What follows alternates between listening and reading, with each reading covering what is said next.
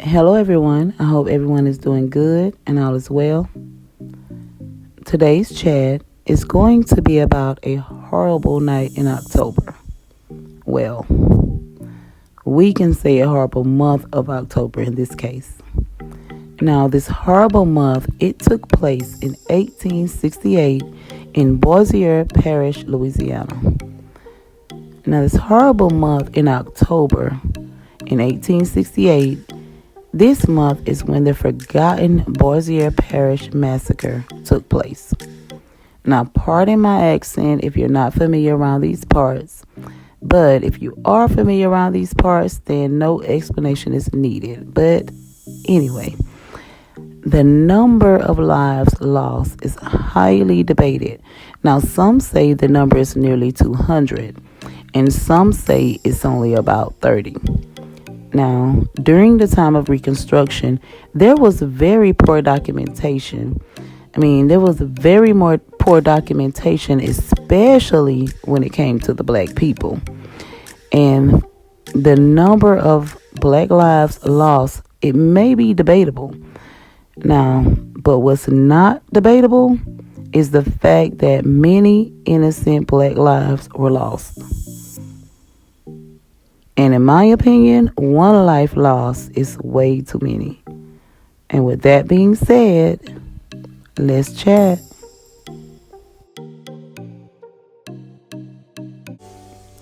Bossier Parish was formed out of the great Nakatush. Now, my Louisiana people help me out with that because this word is not spelled the way it's pronounced. So, it was formed out of the great Nakatush district on February the 24th, 1843. Now, the parish, it got its name from General Pierre Everside John Baptiste Bossier. Now, that was also a mouthful. But Bossier was a member of Congress and a descendant of an early settler. Now, this photo is said to be a photo of him. But as you all know, we can never really be sure when it comes to historical photos of people. But anyway, now when the Bossier Parish was developed, there was a great number of farmers and a great number of slaves. Now in the early 19th century, the first settlers arrived at the parish and the first plantations were developed. Now, the parish's population, it began at a few hundred settlers. But between 1804 and 1850, the parish's population grew to several thousand. Now, Bossier Parish, it became a true farming community as it grew. It even became the leading cotton-producing area of North Louisiana. Now, this is why majority of the black people within that population, if not all, were slaves.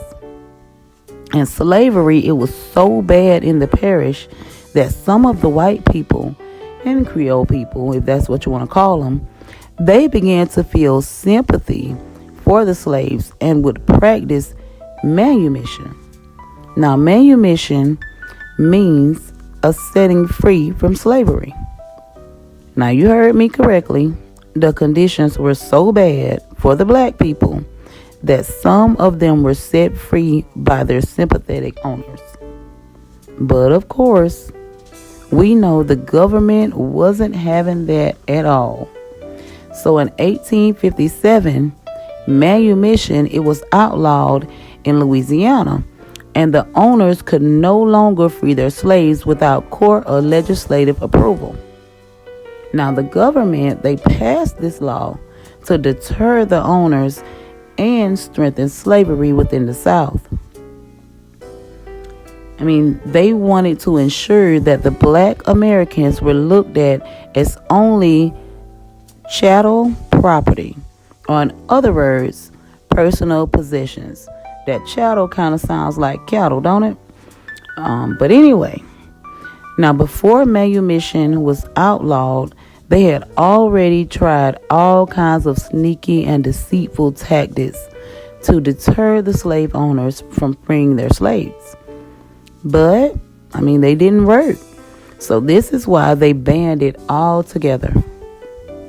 Now in 1852, way before they banned manumission, Louisiana, they passed a law that required the slave owners to pay $150 to ship any freed slave back to Africa. Now in 1852, this was a whole lot of money. This was a whole lot of money that only the wealthy people actually saw. Hell, I'm just going to be honest. Around about now times, $150 is a lot nowadays, if you know what I mean, when it comes to some people. But anyways, I digress. Now, few could afford this $150 fee. This price, so, they couldn't afford it. So not many slaves were actually freed after this law was passed. But the problem was that even though not many were freed, some were still freed. And the government, they didn't want any freed. So they banned it altogether in 1957. But however, in 1864, during the Civil War, slaves in the portion of the state under Union control, slavery was abolished. It was abolished by the state constitution of Louisiana. Now, one would think this meant a happy, free life was the fate of many of the black people that were freed upon this. But no, of course we know this only made the situation dangerous for the free black people. Now, it put them at risk to be kidnapped and re-enslaved. And the ones who were were free and that managed to, not be kidnapped or deal with all of that, life wasn't any better. Life was so bad and they struggled so much that a lot of them, they just returned back to the slave owners. Like, here I go. I ain't got nowhere else to go. I ain't got nothing else I can do. But, this wasn't the fate of all of the black people. I'm not saying that. There were few that were able to escape being kidnapped and all of that didn't have to return back to their slave owners. There were few of them. Now, those few, they didn't face either of those consequences, but life was still a living hell. With horrible things that led up to the Bossier Parish Massacre. I guess we can say that things popped off, or the stage was set, the very first day of October in 1868. On October the 1st, 1868, the Shady Grove plantation was visited by a white trader named Gibson. Now Gibson, he was a rude white man. And not only was he rude, he didn't like black people either. And around this time, there was also great racial tension due to the upcoming election. And the free black people, when it came to voting rights, they felt every bit of this tension. Now, the white trader Gibson, he saw a black man when he came to the plantation to buy some corn. And when he saw that black man, he yelled out, "Y'all was all damn radicals." Now, he yelled this out because many of the free black people, now I say free black people because when they were enslaved, they had to take the political views of their owners. But when they were free, they all were Republicans. Now, yes, they were Republicans. And if you watch my other videos, you'll learn that Democrats were the KKK and many other black-hating groups around this time. So the black people were Republicans. Now, some say that, KKK and the police force, still one and all that, with the Democrats to this very day. But I digress. We're not going to talk about that with this video. Let's keep on moving. Now, after Gibson yelled out his statements, he took out a gun and he shot at the black man, but he missed. Now, he was, and I'm just going to admit, he was dead ass wrong for what he did. So the black men, they captured him, they bound him up, but they did not harm him. Not one hair on his head was harmed. But of course, this did not settle well with the white people. This enraged them. I mean, they felt like, how dare those niggers put their hands on a white man? I mean, they never minded that Gibson had shot at the black man for no reason. And he would have killed that black man if that black man didn't know how to bob and weave or dodge that bullet. Now, he would have killed him.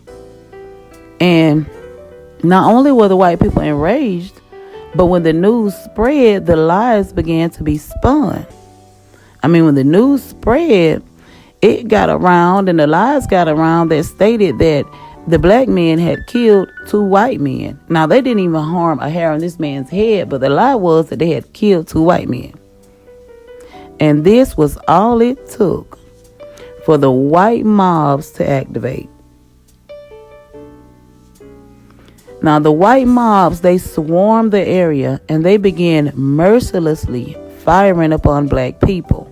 And they didn't discriminate. Black men, women, and children were executed. I mean, immediately when they arrived, they shot down 2 women and 8 men. The women were killed for pleading for the lives of their husbands. The mobs, they snatched 7 black men and took them to a different location, and they killed 6 of them. Now, their intent was to end the lives of all of them, but one of them managed to escape. Now, of course, they went back to finish the job later, so he only escaped for a little while. Now, while the mobs terrorized the town, they came upon a black man who refused to remove his hat. I mean, I guess he said, I'm going to die, anyway, so what's the point? But when he refused to remove his hat, they put a chain around his neck, cut his throat, and hung him from a tree. And his body, it remained there for 3 days. This was definitely cruel and unnecessary punishment, which was common around these times. I mean, hell, the white members, they took 30 black people from Shavonport, tied them with ropes and ended their lives execution style. And then they took 5 more black men, from their work site. They tied them up and their lives were ended execution style. And in another instance, several black people were chained within a building and the building was set on fire. I mean, so many innocent black lives were lost, and the government turned a blind eye. The same government who put in the laws to where they could not be freed. Now, the massacre in Bossier Parish was so bad, it spilled over to other parishes. I mean, we're definitely going to be discussing that in other videos to come. And, well, that brings us to the end of today's chat. Please like the video, subscribe to the channel if you haven't already. You can support by leaving me a little coin in the thanks or by sending a Cash App. The info to the Cash App is in the video's description. And until next time, peace, love, and blessings.